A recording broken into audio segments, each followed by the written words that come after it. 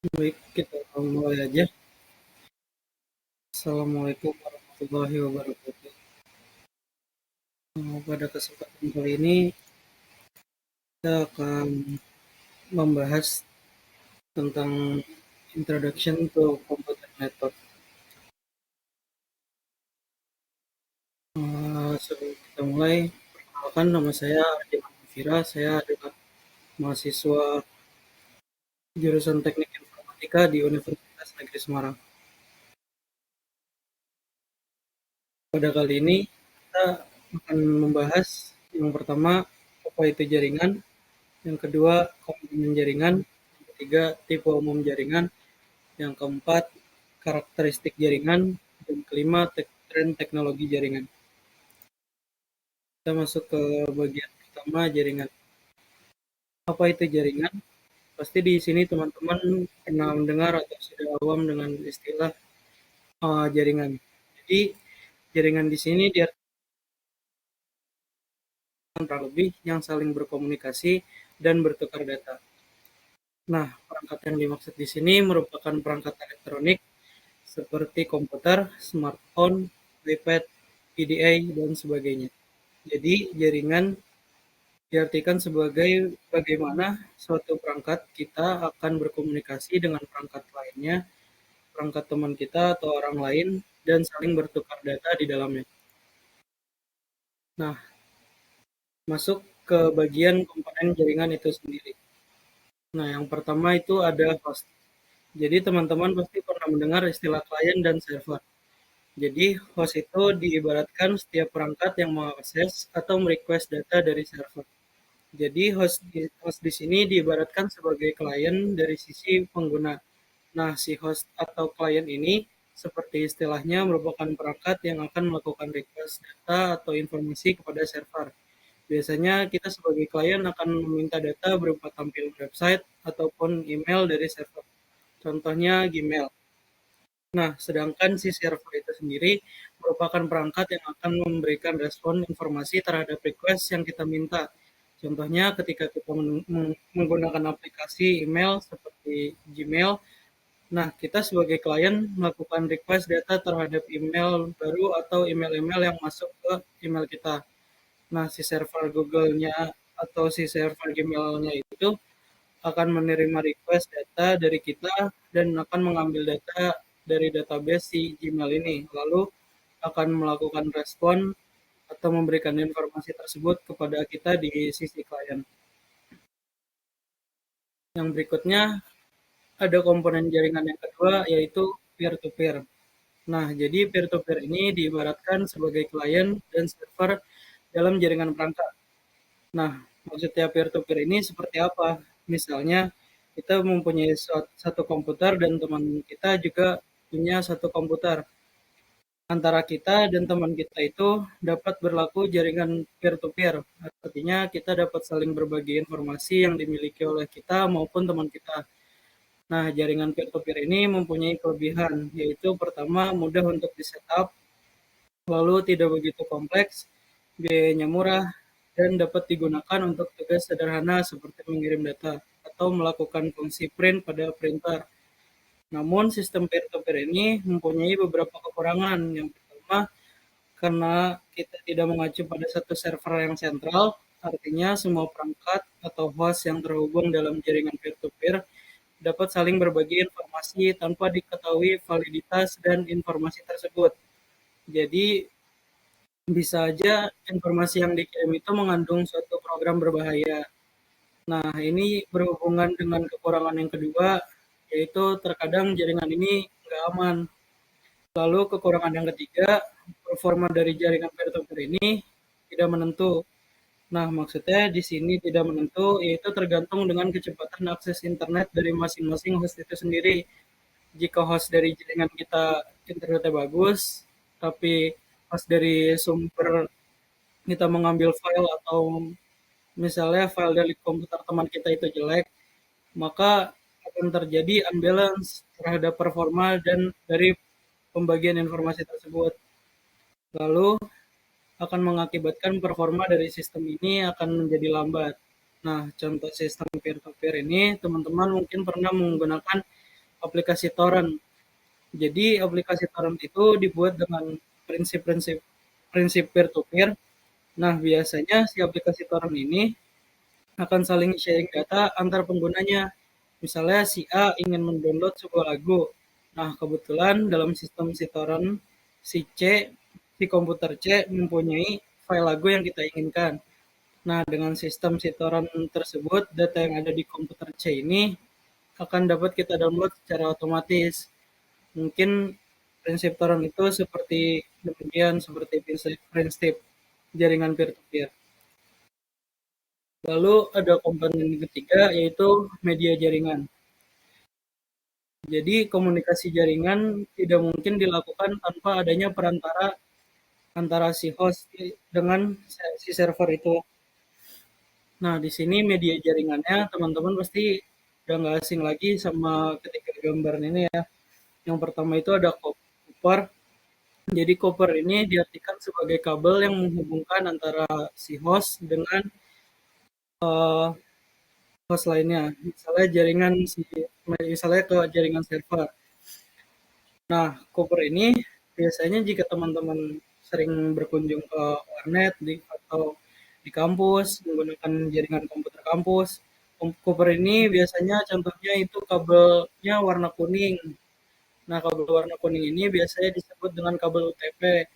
Jadi copper atau kabel UTP ini digunakan untuk saling bertukar informasi dalam skala atau cover area yang saling berdekatan. Dan dalam penyampaian informasinya, media copper ini menggunakan energi listrik sepenuhnya. Nah, lalu kita masuk ke media jaringan yang kedua yaitu fiber atau serat fiber. Nah, di sini kita bisa melihat contohnya yaitu kabel fiber optik. Jadi di sini kabel fiber optik itu dalam mentransmisikan datanya menggunakan energi cahaya. Nah, contoh implementasinya teman-teman terkadang lihat di jalanan, di pinggir jalan, itu kadang sering terjadi penggalian kabel di bawah tanah. Nah, biasanya kabel-kabel itu dimiliki oleh penyedia ISP atau penyedia layanan jaringan seperti Telkom, Telkomsel, dan lainnya. Nah, mereka ini biasanya menanam kabel fiber di dalam tanah. Nah, nantinya kabel fiber ini akan dihubungkan ke rumah-rumah untuk dapat kita akses. Nah, lalu media jaringan yang ketiga itu wireless. Nah, teman-teman pasti setiap hari pernah ketemu atau bahkan menggunakan media ini. Jadi media ini tergolong media yang simpel dalam penggunaannya karena dalam mentransmisikan datanya media ini menggunakan gelombang elektromagnetik.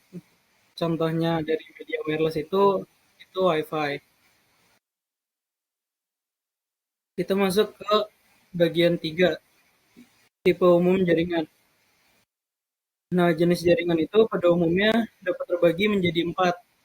Yang pertama itu ada small home network, atau jaringan small home. Jadi biasanya jaringan small home ini menyambungkan suatu komputer atau lebih dalam satu rumah agar terhubung ke internet. Nah, contohnya misalnya kita memakai layanan Speedy di rumah atau telepon akses di rumah. Nah, itu merupakan kategori dari small home network. Lalu ada small office atau home office. Jadi di sini sebuah jaringan itu memungkinkan untuk terhubung ke jaringan suatu perusahaan. Biasanya yang menggunakan jaringan small office ini perusahaan-perusahaan kecil atau skala menengah. Jadi si small office ini perangkat-perangkat yang terhubung pada small office network dapat saling berbagi informasinya mengenai informasi perusahaan. Contohnya, yang ketiga itu ada jenis medium to large network. Jadi di sini jaringan ini menghubungkan ratusan atau ribuan perangkat pada banyak lokasi. Contohnya misalnya perusahaan A mempunyai beberapa cabang di kotanya. Nah, untuk menghubungkan data-data informasi dimiliki perusahaan tersebut, mereka biasanya menggunakan jenis jaringan medium to large network. Dan yang terakhir yaitu yang mungkin kita sudah kenal atau teman-teman kenal yaitu World Wide Network atau kita biasa sebut dengan WWW. Jadi di sini World Wide Network adalah di diibaratkan itu sebagai jaringan yang menghubungkan ribuan atau jutaan perangkat di seluruh dunia untuk saling berbagi informasi. Contohnya itu ya internet pada masa kini. Nah, teman-teman pasti udah pernah mendengar istilah LAN atau WAN. Jadi, dilihat dari namanya, kalau LAN itu merupakan singkatan dari Local Area Network. Artinya jaringan LAN ini mempunyai cover area yang terbatas atau cover area yang lokal. Lalu jaringan LAN ini biasanya dikelola oleh satu organisasi atau digunakan secara individu. Nah, biasanya jaringan ini juga memberikan koneksi yang cepat karena aktivitas dan informasinya hanya berada pada skala yang kecil. Lalu eh, kita masuk ke WAN. WAN itu sendiri singkatan dari Wide Area Network, merupakan tingkatan atas dari si jaringan LAN. Jadi sesuai namanya, Wide Area Network berarti cover dari jaringan itu cukup luas dibandingkan LAN. Lalu biasanya dikelola oleh satu atau lebih organisasi. Contohnya dalam perusahaan yang mempunyai beberapa cabang di kotanya, lalu koneksi antar perangkat ini tidak tidak secepat LAN karena perangkat-perangkatnya terhubung dalam jaringan WAN mungkin dibatasi oleh jarak dan lokasi sehingga koneksinya kurang cepat. Terkadang bisa terjadi loss koneksi. Nah, gitu untuk LAN dan WAN. Lalu ada internet dan intranet dan extranet. Jadi intranet itu merupakan jaringan atau eh, jika kita bisa sederhanakan jaringan yang berada pada skala area tertentu. Nah, internet ini contohnya bisa kita samakan dengan local area network atau LAN. Jadi sama seperti LAN, biasanya digunakan untuk bertukar informasi yang kecil dan hanya pada cover area tertentu. Nah, sebaliknya si extranet ini kebalikan dari internet. Cover areanya lebih luas dan biasanya digunakan dalam sistem organisasi atau perusahaan.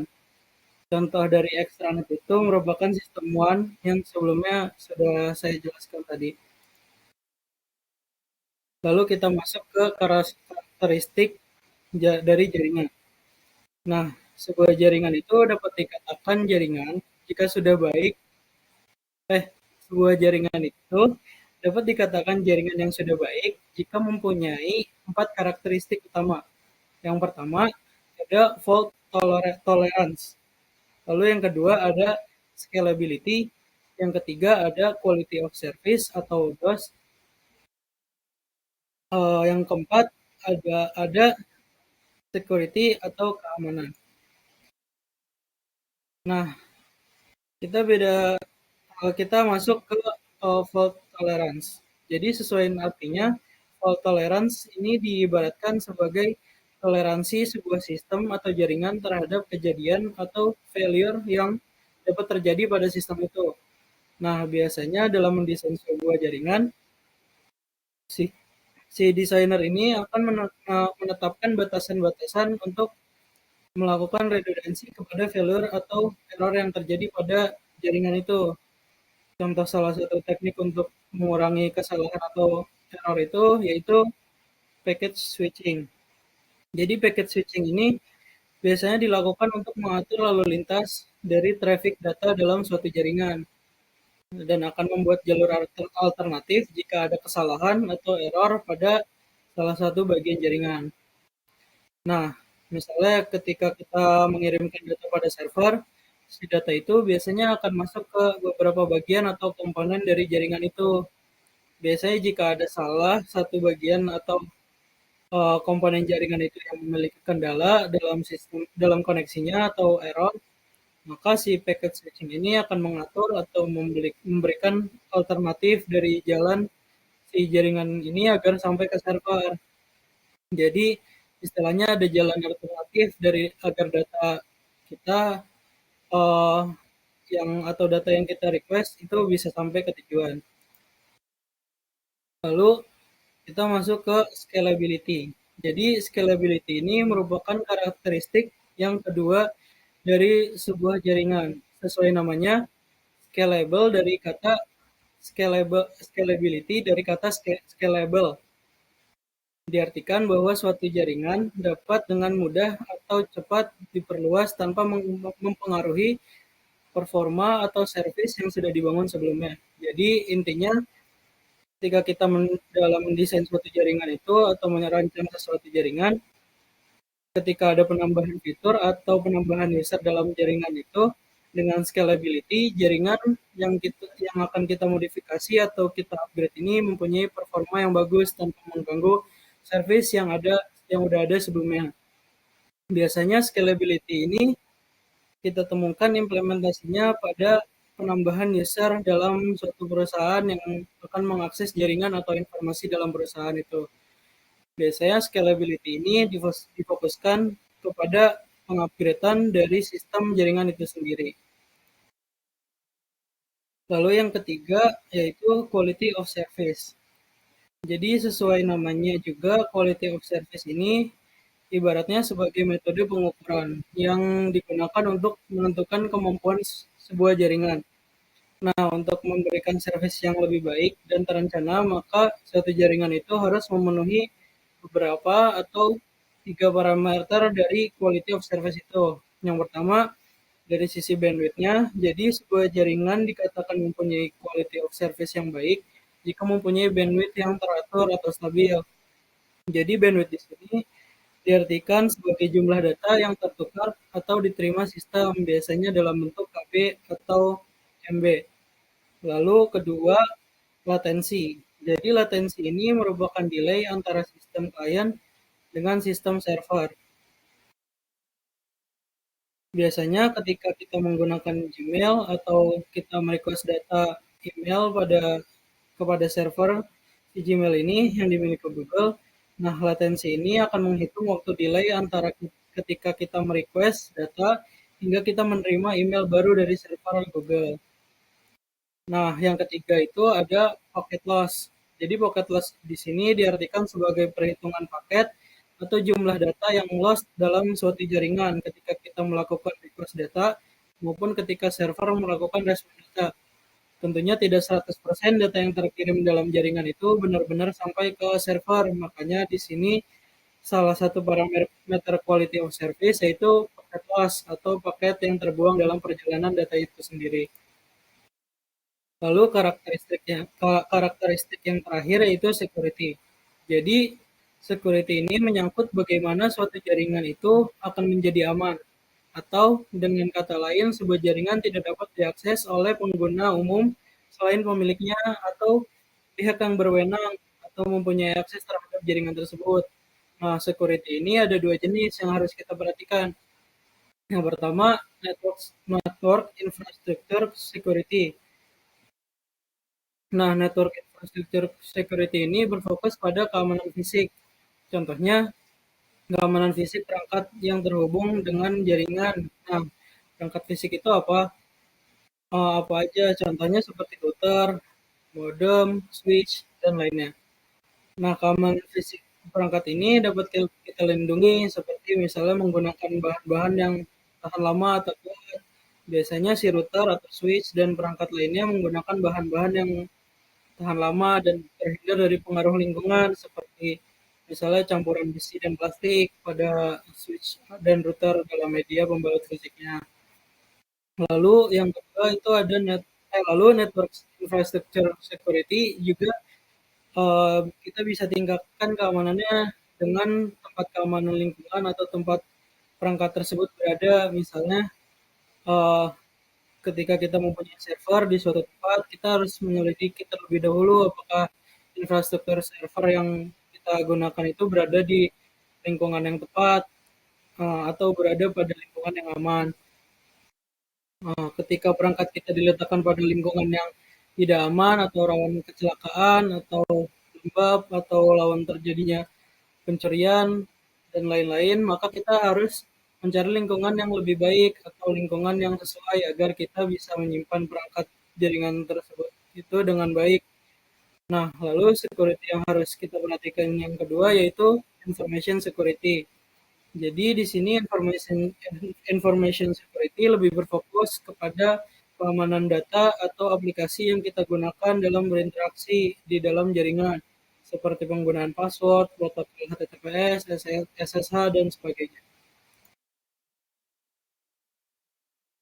Nah, kita masuk ke bagian tren dunia jaringan. Nah, jadi tren di teknologi jaringan ini sangat berkembang pesat, apalagi di tahun 2000-an sampai sekarang.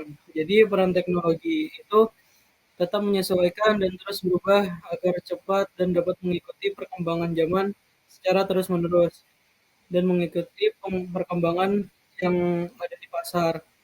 Beberapa tren teknologi jaringan yang memberikan dampak yaitu yang pertama, bring your own device atau BIOD sebutannya.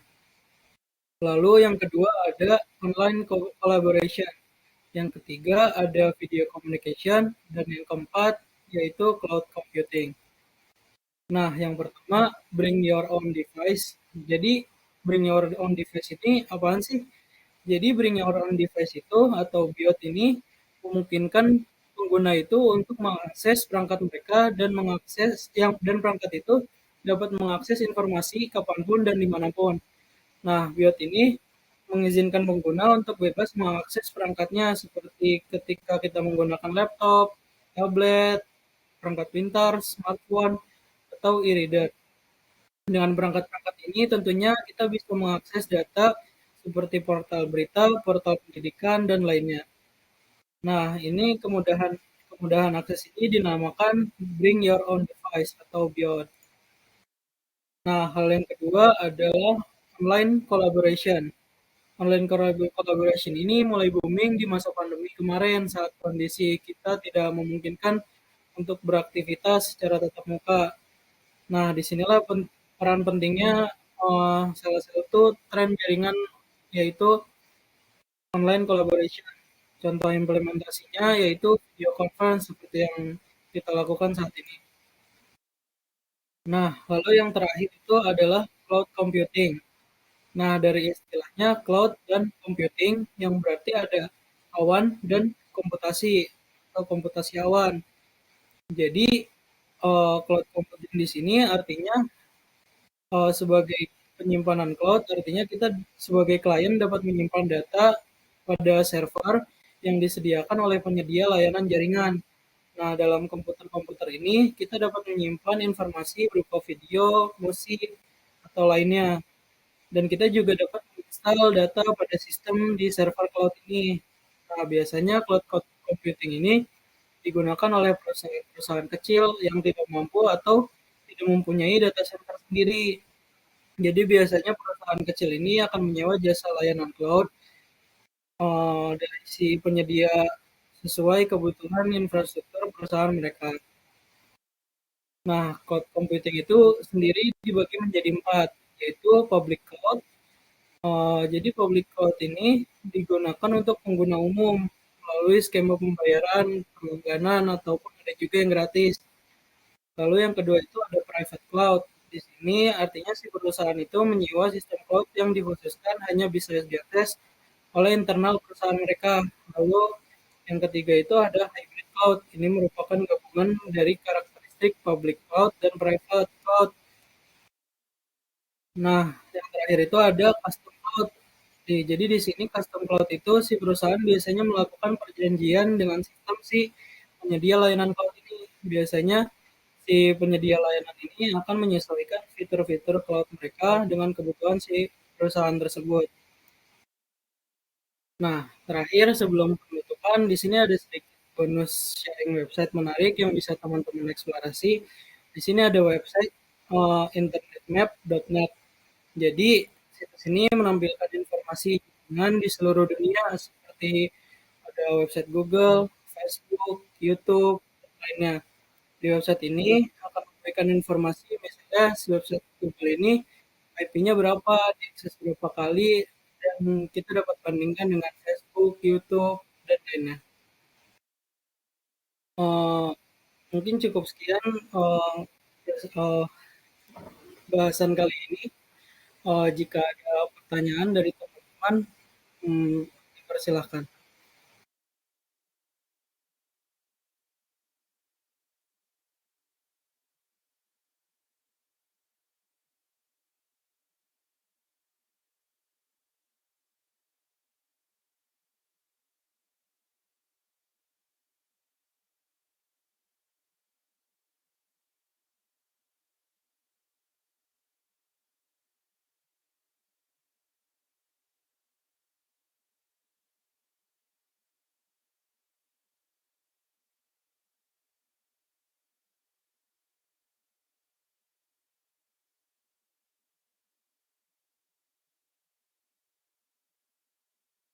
Dari teman-teman apakah ada pertanyaan?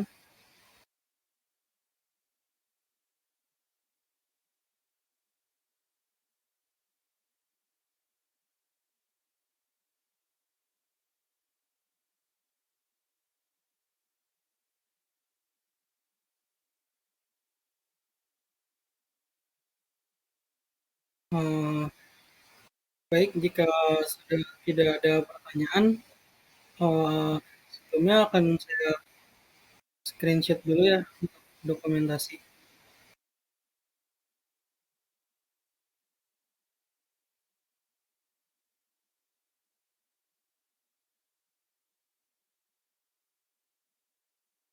Baik, kalau tidak ada pertanyaan saya tutup aja, pembahasan kali ini. Terima kasih semuanya untuk yang sudah, mendengarkan dan join. Saya tutup. Wassalamualaikum warahmatullahi wabarakatuh.